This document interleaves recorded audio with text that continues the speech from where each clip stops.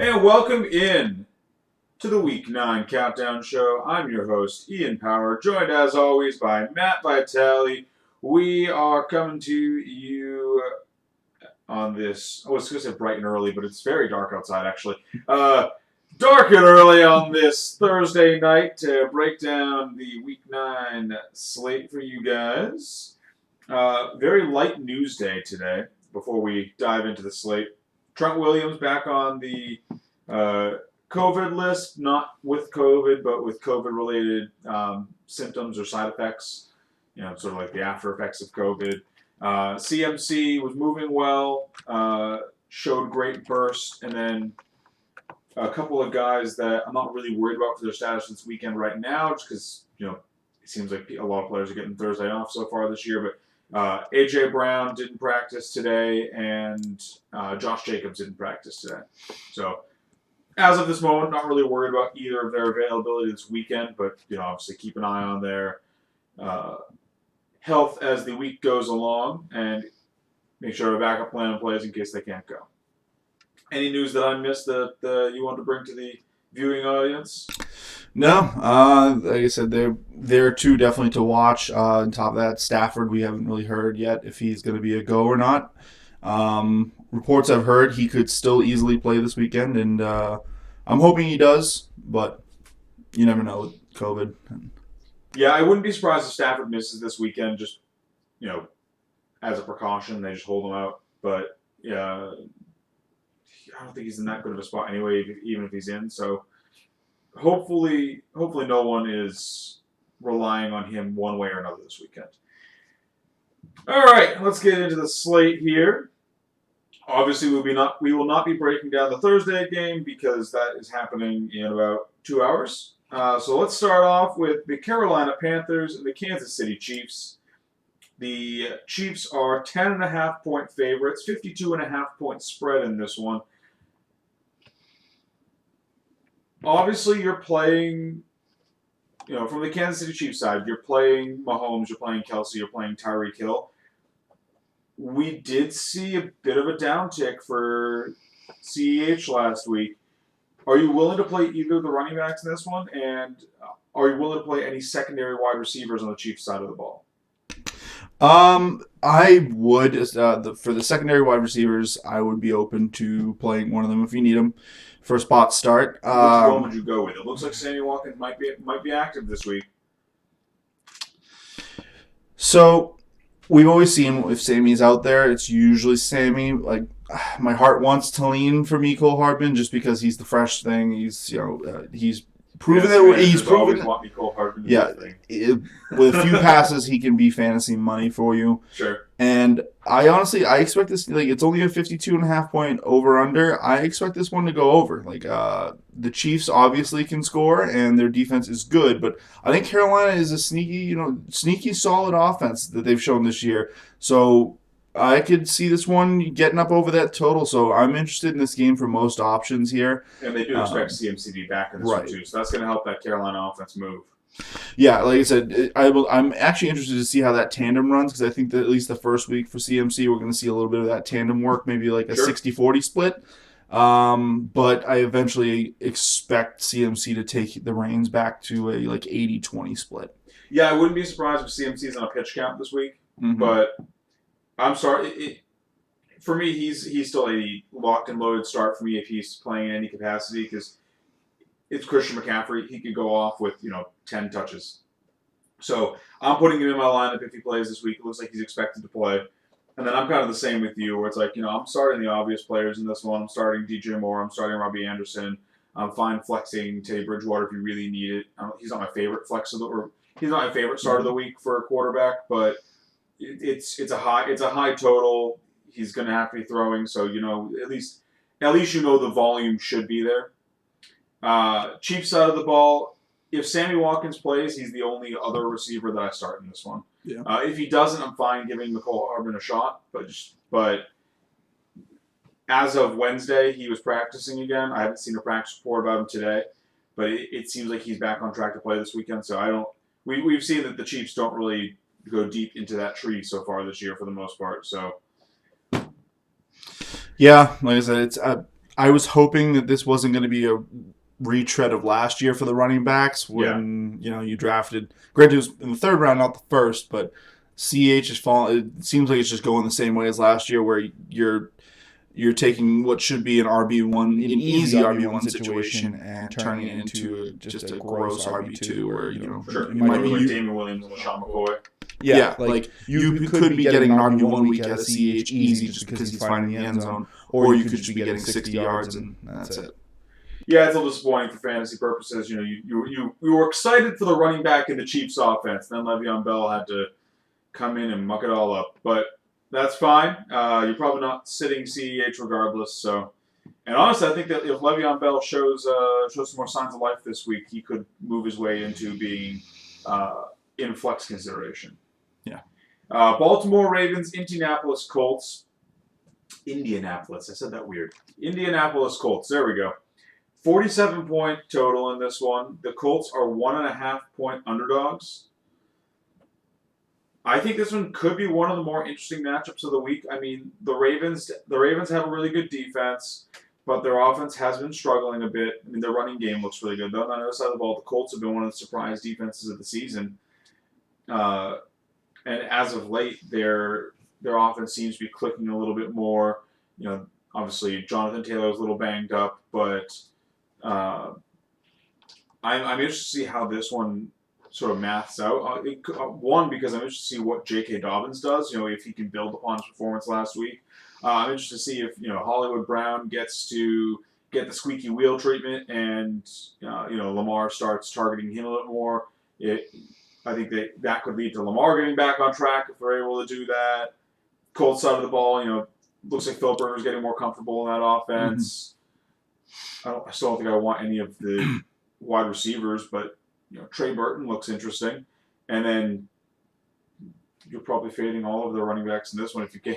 But yeah, I mean, if you got cute last week and tried to throw and you threw Nyheim Hines out there, I'm not as the one that did that last week. I'm not doing it again, and I'm trying to avoid any reason to do that again. Yeah. Baltimore's defense is just a whole other ball game, and I am interested to see how the Colts score in this one, because I don't think T.Y. has been a shell of himself. The running game, Zach Taylor looked good though. Yeah, but they're still removed of the talent you wanted in there. For me, this is one where it's they have. It feels like they have to get overly creative to beat this defense. If the Ravens can just play their game, they should be able to walk out of this one with a win. But I will say we could see more of the Ravens' defense be missing by Sunday. Their cornerback Marlon Humphrey did test positive for COVID, and I was looking up to see what they're saying about that. As of 2 days ago, they did say that the Ravens had 7 high-risk close contacts to Marlon Humphrey. So, losing him is a big blow to that secondary. I could see, them being able to attack them on the air a little bit easier without him. And if they lose a few more pieces, that could really, gunk up the works for that defense and allow for some maybe sneaky plays in this one. Yeah. What players are you open to play? Let's assume that there's no one else that leaves. What players in this one are you open to starting? Because I don't think there's any. I honestly don't think there's any must starts in this one. Maybe Mark Andrews because it's how bad tight end is. But I don't think there's anyone on either side of the ball labeled as a must start in this one. So what players are you you know what? Yeah, I would start this player. Man, I am honestly finding my way into others, and almost any other start here, just because there's either a top tier matchup that should produce for fantasy, or there's just bottom tier teams that are playing each other that can't play defense. That I'd rather just take a shot on one of their depth pieces. Sure. So I mean, like I said, if this one, depending on how Taylor is, I just said, dying. If I did practice fully today. He did. I don't know. I want to say that there's a realm where Nyheim Hines can do something this week, but sure. I think it's a long shot, and trying to bet on it happening 2 times in a row is not a route for success. So this one, honestly, maybe Burton. Like that's probably the closest thing I've got to some form of confidence Okay. in non must start guy. For me, so I stand by. There's no must starts in this one, but for Mm. me, I'm willing to start Burton at tight end. If you need a stand in, he's looked good in that spot. We obviously we've known that Trey Boo Boo uh, is a talented tight end. We've been fantasy managers been waiting for him to be something since like 2 or 3 years ago with the Bears, and he's just injuries have just been sidelining him since, or injuries and lack of use have been sidelining him since then. It seems like he might be finally coming into his own a little bit. We know Philip Rivers likes to use the tight end. I'm fine, taking a shot at him, seeing if he can just bring down, 4 or 5 balls for like 50 or 60 yards and a touchdown. Aside from that, it's Jonathan Taylor for me. I watched a lot of that game last week, and like Jonathan Taylor obviously didn't play well, but he's still their best running back on the team, I believe. Like Wilkins didn't look better than Taylor. He just happened to get more yards. So like they both looked equally ineffective. I believe that Taylor is still going to be the running back that you want to roll out there. And given how shallow running back is after all the injuries, I'm still running him out there this week unless I have 2 or 3 other good options. And then on the Ravens side of the ball, it doesn't sound like Mark Ingram's going to play, so I'm starting J.K. Dobbins. Mm-hmm. And if you need it, I'm fine rolling the dice on Hollywood, and I'm personally rolling Lamar Jackson back out there as opposed to streaming over him because I do believe that this could be the start of him getting back on track. The Colts haven't really faced anyone of his caliber yet for the most part. I could see him righting the ship a little bit this week, and even if he makes a turnover or two through the air, I don't think he's going to fumble twice this week. If he gets 60 to 100 and a touchdown on the ground and connects to Hollywood a couple times through the air, he only needs 1 or 2 of those to go into the end zone for him to have a good week. So I'm still, unless I have like Big Ben against Dallas, I don't think because that's just like, who are you not starting against Dallas? Baker, let them up.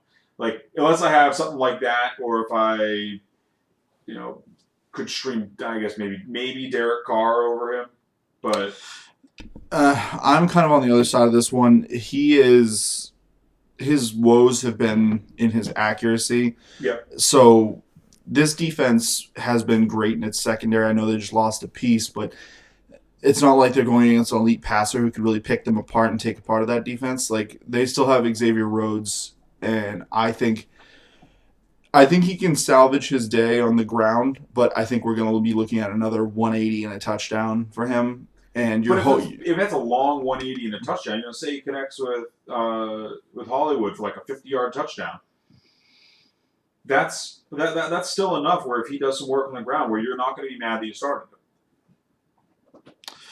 Yeah, like I said, there's a path to fantasy success for him, but the issue I think is that I think he's going to have turnovers again. Sure. I don't think probably not so much in the fumble department. That's kind of fluky, or at least unless your name is Daniel Jones, then it's fluky. I think this one, I think he's going to at least get one pick. Daniel Jones fumbles are fluky past one. Daniel Jones like, listen, everyone gets one. Like, Daniel, that doesn't mean you fumble every week. He's like, I didn't hear you say that. No, I feel it's definitely a high risk. I don't feel good about rolling Lamar Jackson out there this week, but I do still believe I traded for him for a reason. I do still believe that he's going to right the ship over the second half of the season. I think they could start this week. It might not, but I don't want to bench a guy like Lamar Jackson and have him put up 40 on my bench. I'd feel really bad if that happened. Oh yeah. Seahawks Bills in what should be a much more offensive game. 55 points total. The Bills are only 3-point dogs in this one.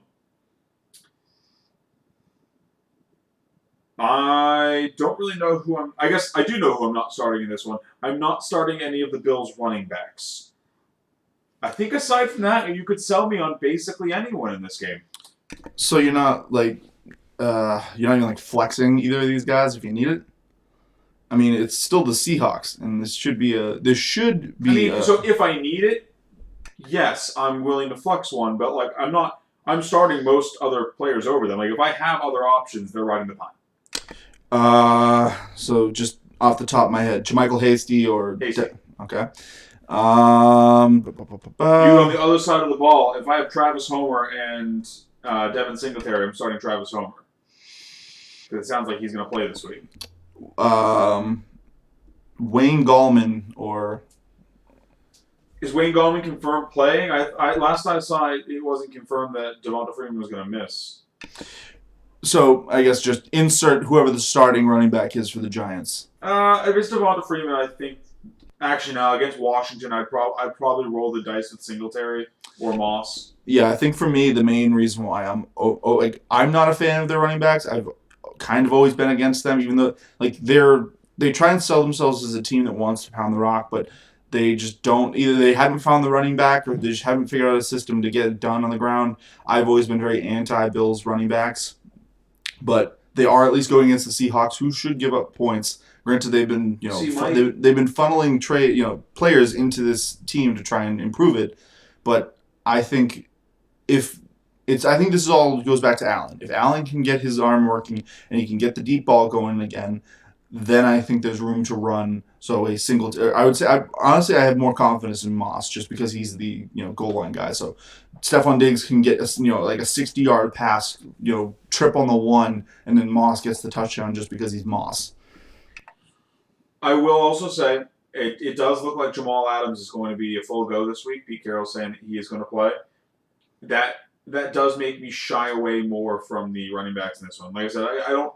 There are some players that I would take over, or some players that I wouldn't take over these running backs. But Jamal Adams is a very good linebacker.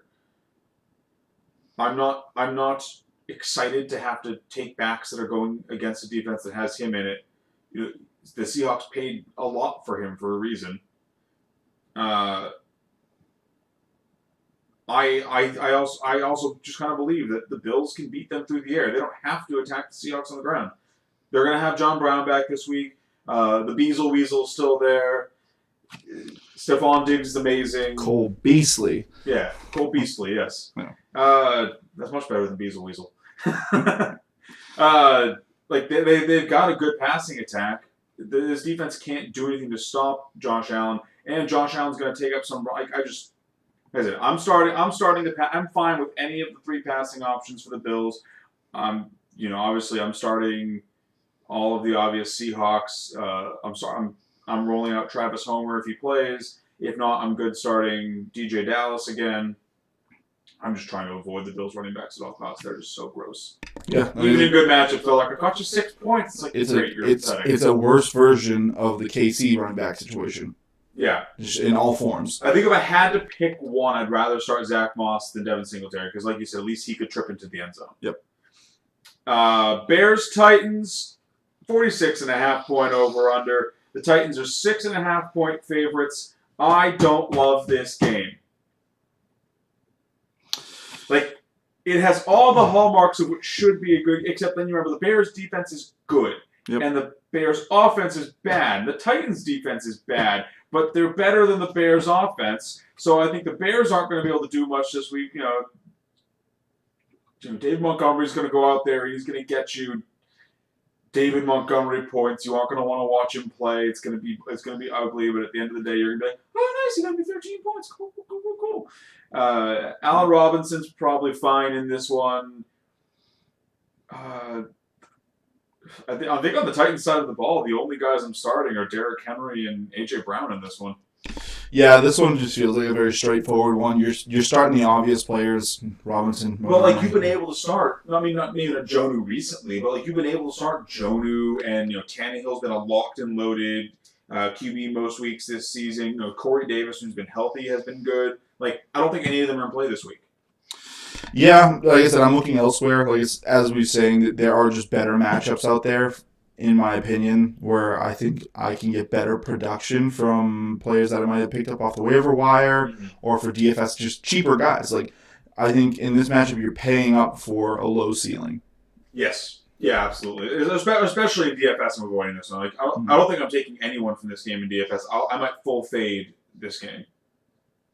I don't think anyone in this game has. I don't think there's a ceiling. Maybe for cash, I would take like a Derrick Henry or a David Montgomery. But like, I don't think there's potential for a ceiling game in this game, and that's typically what I look for when I'm targeting DFS plays. So like, I'm not looking at this game at all this week for the most part.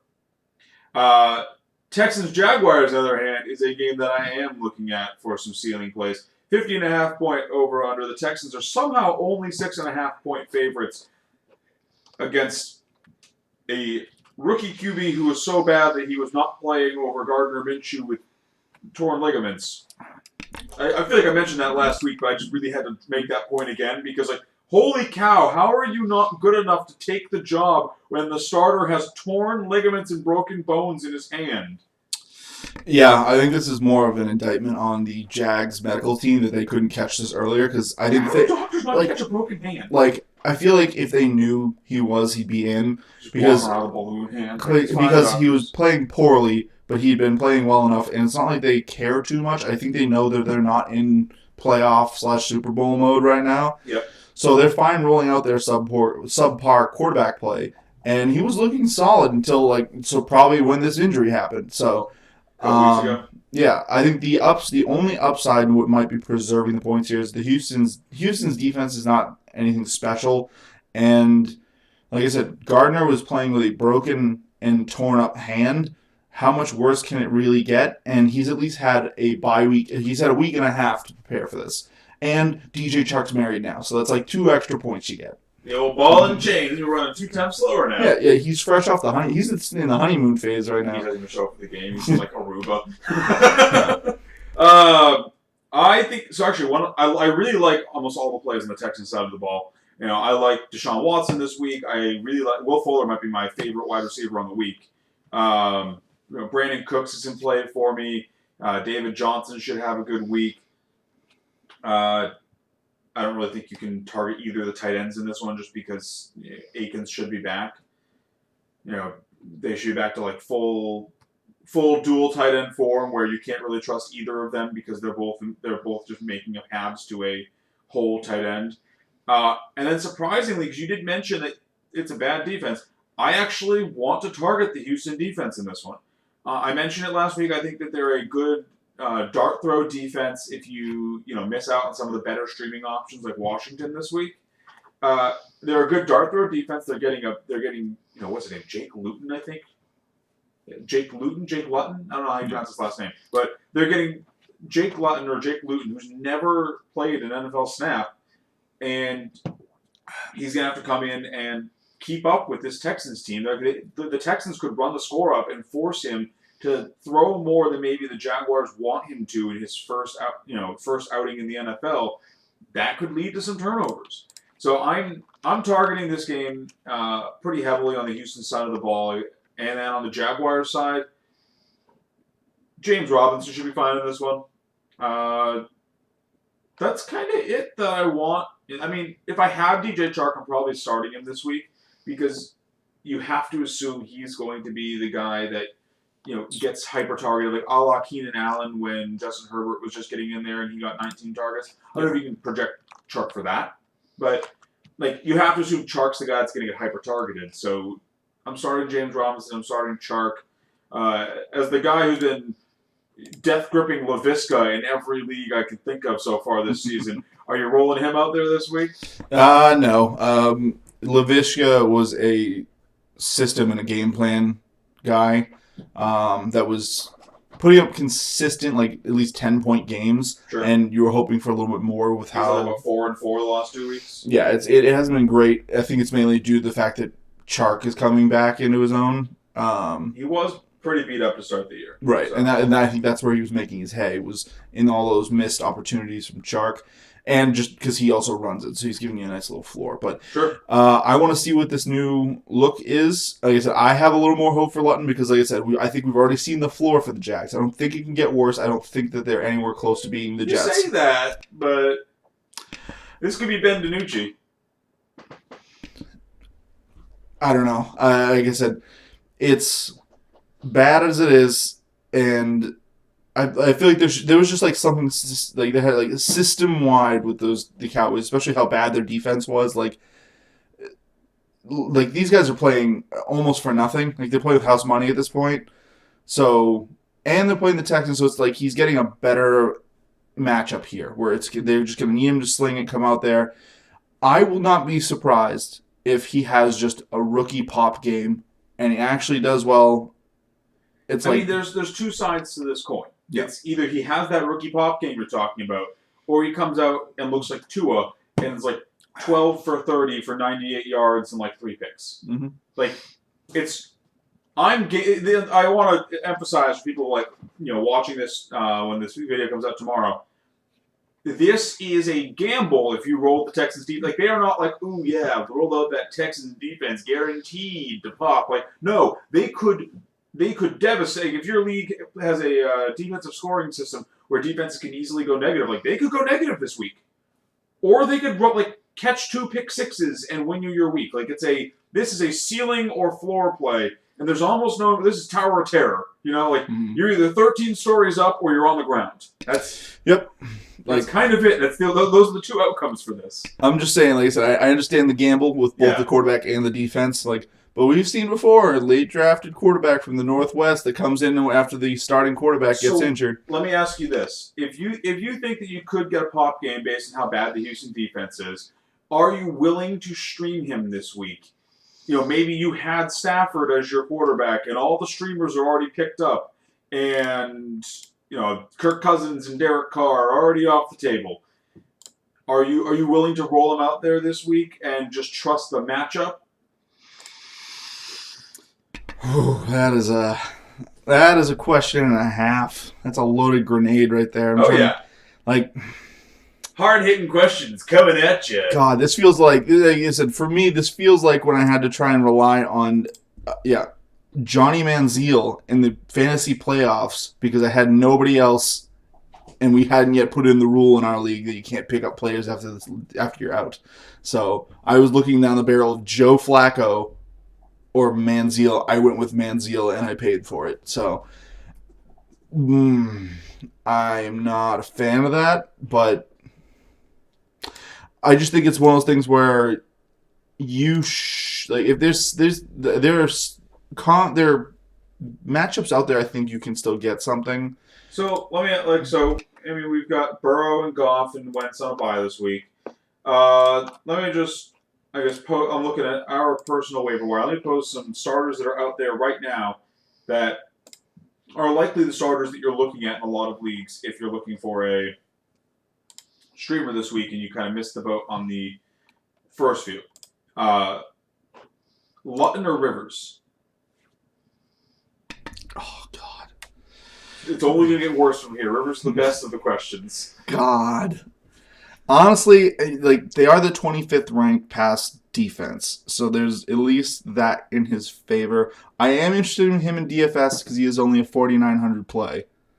So he is a bargain bin of bargain bins. But for redraft, Lutton or Rivers?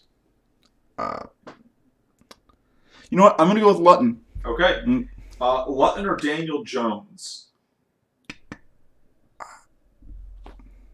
I'm going Lutton again. And then obviously, if you're going Lutton for the first two, you're going Lutton over Foles. So. Yes. What about, because Teddy Bridgewater doesn't have a great matchup, what about Lutton or Bridgewater? Are you going Bridgewater there? Bridgewater, yeah. Okay. Next matchup, can we just not talk about this one? You're playing the Washington football team's defense, you're playing Terry, you're playing Antonio Gibson, that's it, right?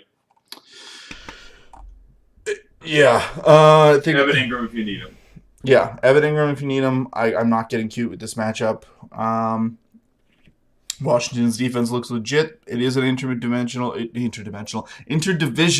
matchup. The Washington football team are playing the Washington football team from Earth 616.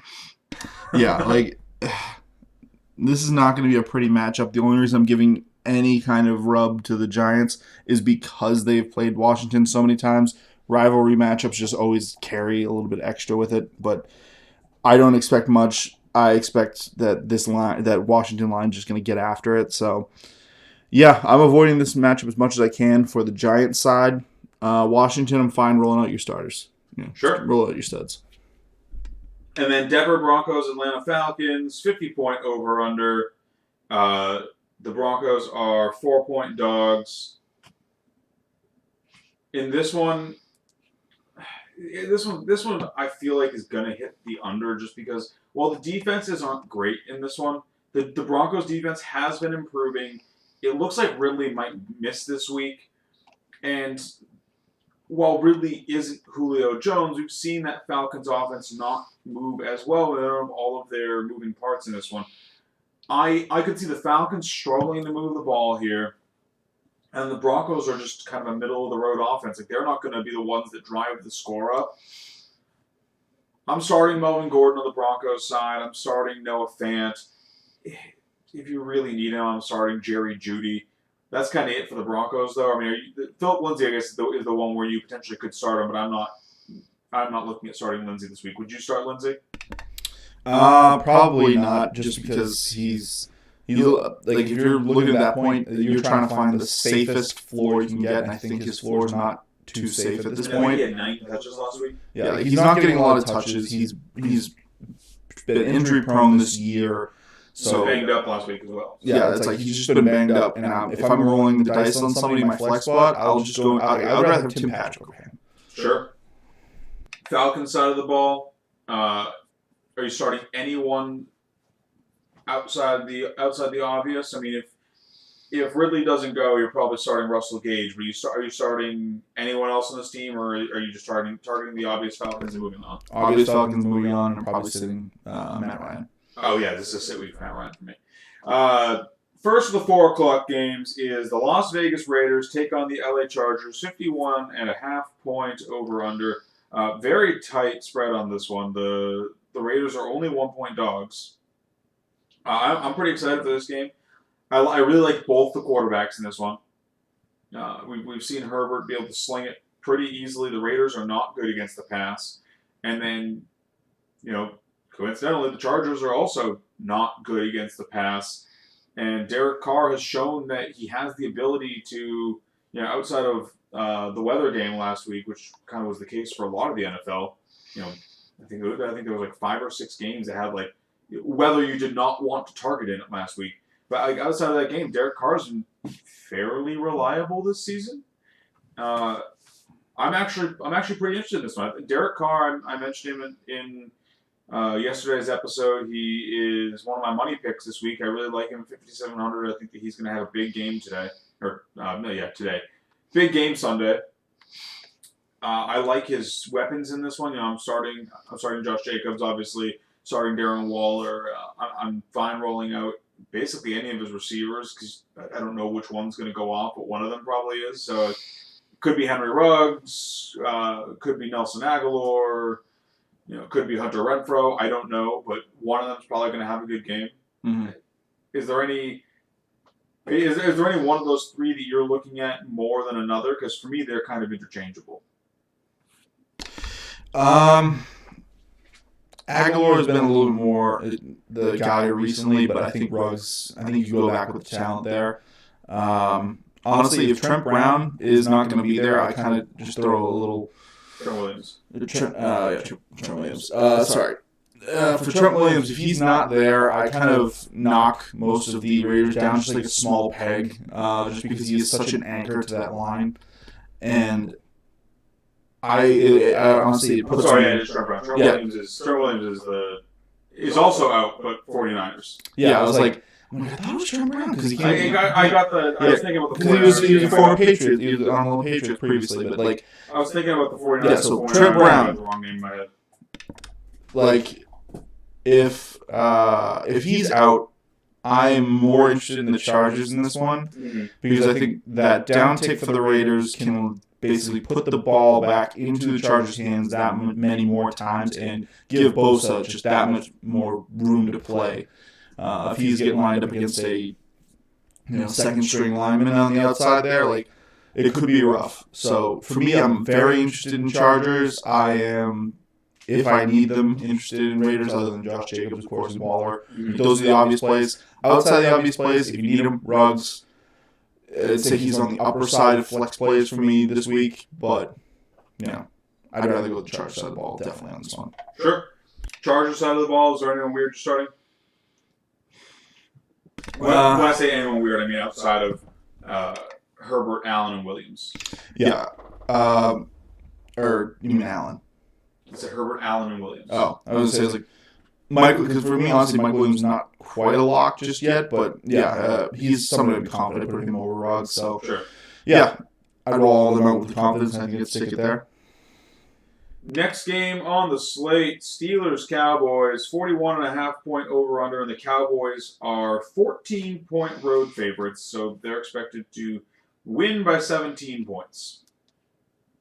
The home team always gets 3. So the Steelers are essentially expected to score all of the points in this game. Yep.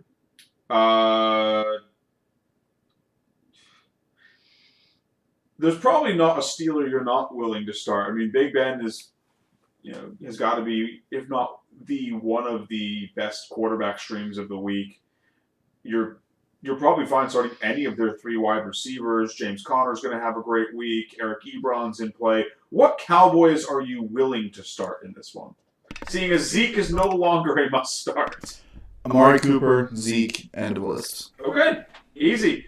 4:25 game, Miami Dolphins, Arizona Cardinals, 49.5-point over-under. Cardinals are 4-point favorites. Let's do the same drill as last time. I'm surprised the Dolphins are only 4-point dogs, and it's got to be because of their defense. But, like, you know the Cardinals you're starting. What Dolphins are you willing to give a shot in this game? I think the list might be a little bit longer than Cowboys, potentially. But, like, Tua didn't look good. So, like, like we said yesterday, the leading receiver last week had 16 yards. Yeah, for me it's Howard, Devontae Parker because his talent. If I assume Howard is because if Breida doesn't play. Yeah, Howard just because he could be the only back in town. Yeah, and he already has the ability to punch it in the end zone if they get there. Sure. So he could make his hay off like a 40-yard, 1-touchdown day, and you're happy with that. For Devontae Parker, it's more of he's got so much talent, and he's their number one option. So ideally, him and Tua should be the first ones to develop a rapport. Ideally. Yeah. So I'm rolling him out there and expecting a floor play. Okay. Yeah, I agree. I don't think this is a ceiling play for any Dolphin. I think the only players in this one you could really expect a ceiling play from is like maybe Kyler, and then DeAndre Hopkins is always sort of in play for ceiling games. He's DeAndre Hopkins, but it's going to be ugly. And then the night game, Saints Buccaneers, 50.5-point over under. The Bucs are 4.5-point favorites. This is another one where it's pretty clear who I'm starting in this one. Mm-hmm. I'm fine with Breeze. I don't like the matchup, but I'm fine with Breeze because it looks like he's finally going to have Michael Thomas back. So you're rolling your obvious Saints out there. Kamara, Thomas, Cook. I'm probably okay flexing Latavius Murray in this one if you need him because Kamara is a little banged up. So there's room for Latavius to get some extra work this week. He did at least come. He confirmed that he is playing, so there's not a worry there. Yeah. And 2, they did pull the tag off him, so he is healthy. I know he's healthy, but like if you're spending time on the injury report, it means that you're carrying. And at this point in the season, everyone's carrying a little bit of lingering injuries, but like that they're not going to run it 25 times with Kamara, so there's going to be carries that are going to go Latavius' way. If he finds his way into the end zone with one of those, you're happy that you put him in there. So. He is a touchdown-dependent flex play, but I'm fine putting him out there in this matchup. Buccaneers side of the ball, though, we talked about Antonio Brown yesterday. We all said that we're fine flexing him this week. Unfortunately, you're probably playing Mike Evans this week if you are still rostering him. Mike Evans' swan song is to ride off into the sunset. Maybe he gets a 2-yard catch from Tom Brady for a touchdown to keep the streak alive, 2 1-yard catches for touchdowns. Oh, that would make a season. Rob Gronkowski is a good play this week. Which of the 2 running backs do you want to start in this one, though, Patty? Do we have a hat with names in it? Because that's about how confident I feel in it. Just spinning a dartboard, like Yeah. Leonard Fournette it is then. Yeah, for me, I'm going simple with it and picking Ronald Jones, but expecting the worst out of it. Like, it, it feels like this should be simple. Or like so many times this year, you felt like you knew what was going to happen, and like, oh, they got Leonard Fournette, like, goodbye Ronald Jones, and it's like, nope, it's still Ronald Jones. Like, all right, fine, I guess it's Ronald Jones. Nope, it's Leonard Fournette. You're like, just pick one, please. Give us clarity in the backfield. There's like, apparently Bellatrix got stuck to Brady, and he brought it down there. It's not great. I think if I had to pick one, I'm picking Leonard Fournette, but Arians does kind of seem like Charlie in the mailroom episode where he just in the basement ripping cigarettes, just like drawing red lines to other red lines, being like, well, "This is why it's a Ronald Jones week, but next week it's Derek Gonzalez." It's like, what are you doing? Pepe Sylvia. Yeah. Who is Pepe Sylvia? Like, yeah. It definitely feels a little like there is kind of just is no plan, and just before every game, Bruce Arians just stands there and is like just staring at the two of them and like, Leonard, you're in this week. Yeah, it's like he just goes up. He goes, all right, you're both gonna get a drive. Whoever has more yards after that first set of downs, you're the guy this week. And if you fumble, you're dead to me. Yep. And then the night game on the Monday the 9th. Oh, I said the Monday the 9th. Yeah. It's because this game broke my brain. Mm-hmm. It's so bad. You're starting the Patriots defense. That's it. End of list. Maybe Damian Harris. Okay, fine. You're probably starting Damian Harris because the Jets are really, really bad. But like the Patriots had no one this season either. Like, I hate this game so much. Like, actually, I guess there is. Are you willing to flex or not flex? Are you willing to stream Cam Newton? Given how bad the Jets are,